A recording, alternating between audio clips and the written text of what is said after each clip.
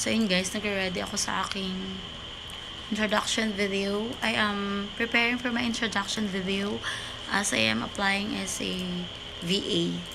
So we need to be presentable as well, to the employer, or they will think that you are really serious with your application, diba?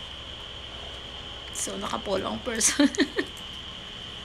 Ang hirap mag-apply. Yung HR ka at applicant ka, pero ang tagal-tagal mga applicant ka makasa. Anyway, yan.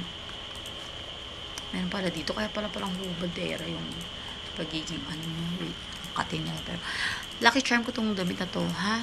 Lucky charm kita. So ayan, siya. Hindi pa siya na-plancha. So galing ukay to guys. 10 pesos. Yung 10 pesos na to, yung magbibigay sa atin ng opportunity. Hindi lang opportunity ng career na talaga. Hindi lang opportunity. So, ayun. Ayan siya. Kasi punit-punit yung damit pang bahay. Anyway. Ito pang formality tayo, guys.